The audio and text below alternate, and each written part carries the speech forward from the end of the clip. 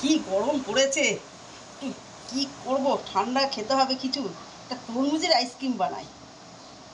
দেখেন কিভাবে আইসক্রিমটা আজকে বানাবো আমি।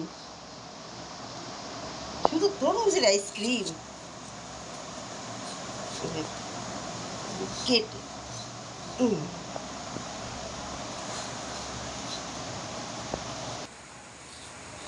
এই যে আইসক্রিমটাকে পিস পিস করে কেটে এর ভিতরে রাখবো, গামলার ভিতরে।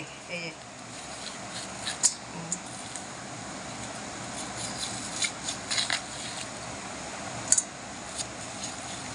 আপনার প্রথম থেকে শেষ অবধি দেখবেন।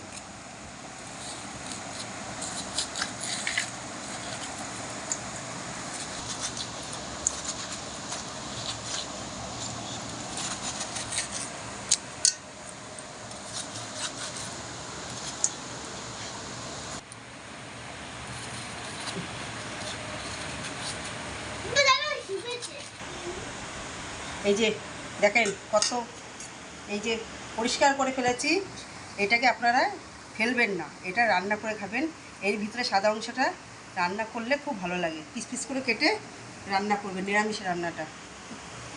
শরীর ঠান্ডাও থাকবে খেলে। এই যে দেখুন, এবার এটাকে আমি এটা দিয়ে এই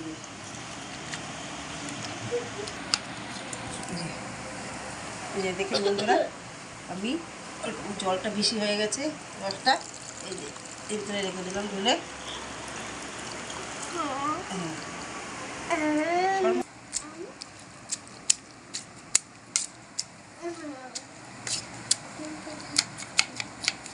ডালে কাটা দিয়ে করবেন, তাড়াতাড়ি হয়ে যাবে।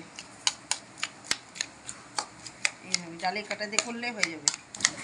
এই যে রস হয়ে গেছে, একটু একটু দিদি ঢেলে।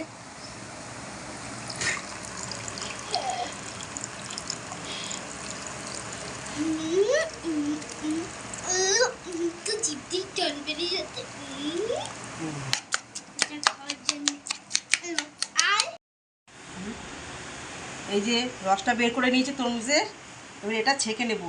কেন এর ভিতরে দানা আছে, দানাগুলো সব ছেঁকে নেব।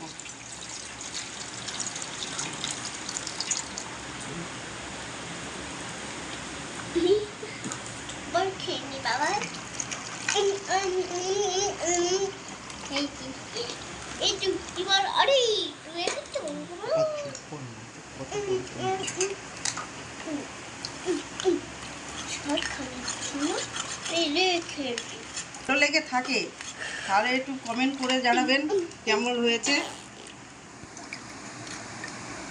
আর লাইক করতে ভুলবেন না, সাবস্ক্রাইব করে দেবেন।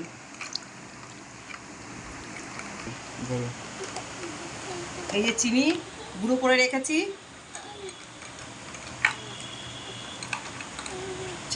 তরমুজ তো মিষ্টি, বেশি চিনি দেব না। 3 চামচ চিনি দিলাম।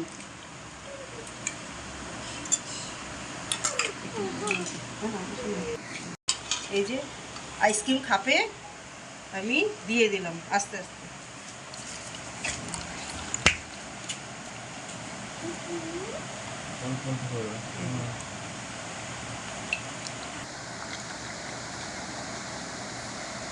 ছোট আছে, এটার ভিতরে দিয়ে দিলাম।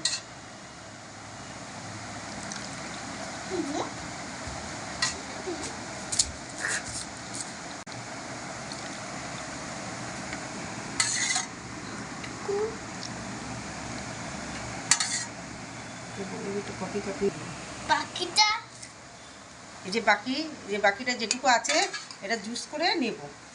বাটি দিয়ে ঢেকে দিলাম।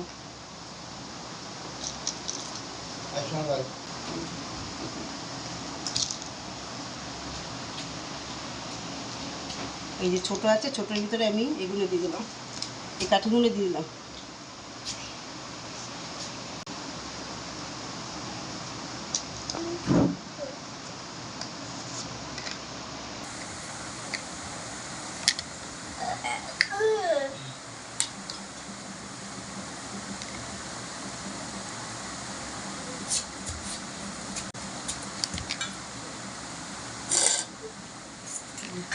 আমার এবার এটাকে আমি ফ্রিজে রেখে দেবো।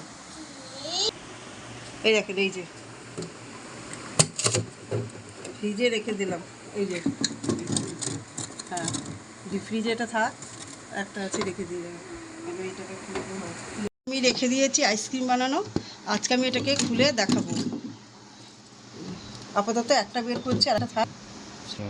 এই যে বন্ধুরা, জল নিয়ে এসে জলে আমি এটাকে বসিয়ে না রাখলে খুলতে পারবো না, একটু বসিয়ে রেখে দিয়ে তারপরে আমি খুলবো।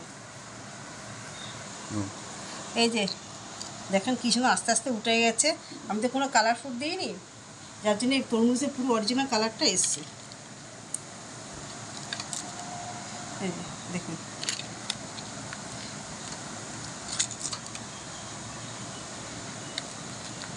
এর ভিতরে কোনো রং নেই।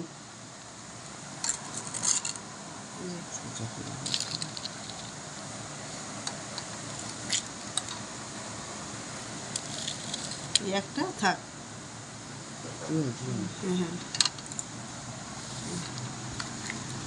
এই দেখেন ছোট আইসক্রিম, এই যে ছোট্ট ছোট্ট আইসক্রিম। আপনাদের কোন আইসক্রিম পছন্দ, বড় না ছোট, কমেন্ট করে জানাবেন।